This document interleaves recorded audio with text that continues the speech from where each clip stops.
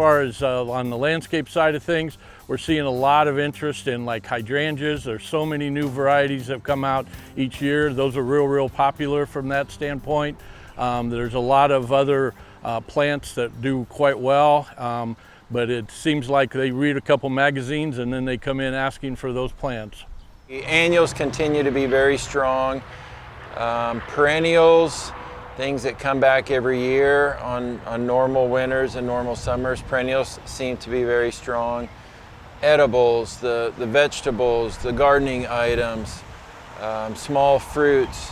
Fruit trees have been very strong for us the last 3 or 4 years. We do a lot of the apples, the pears, some of the peaches, cherries, plums.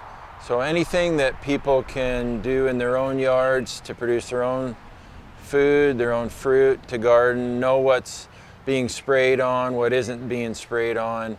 That seems to be what we're seeing the most trend in. It seems like a lot of people are starting to maybe put some things in so they can harvest their own crops and their own food. We get away from maybe spending so much money at the store. Those are really popular. The vegetable side of things as well. The tomatoes, the peppers, people are just buying them right and left and trying to grow their own, and it's fun to help them, and those have been the big trends.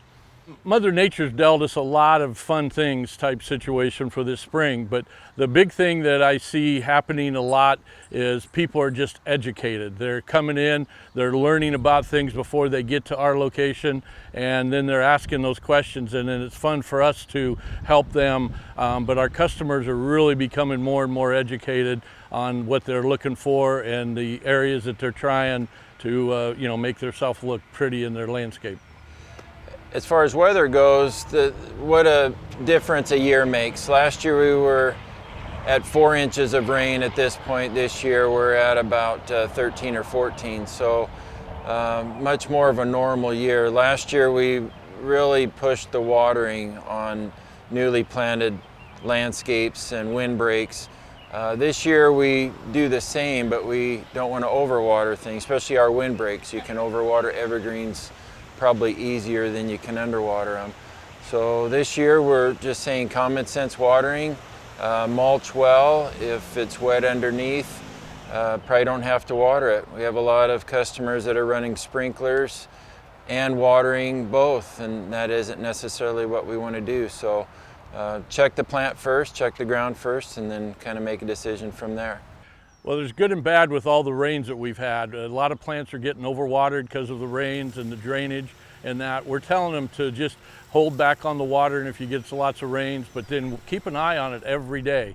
Plants need a little help every so often, and if you give them too much moisture, they suffer if they don't get enough, especially now it's summertime, the warm temperature. So our advice to them is, watch, learn, see what your plant, listen to your plant.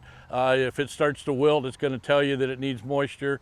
So our big thing is pay attention to your plants and walk your garden, walk your landscape every day.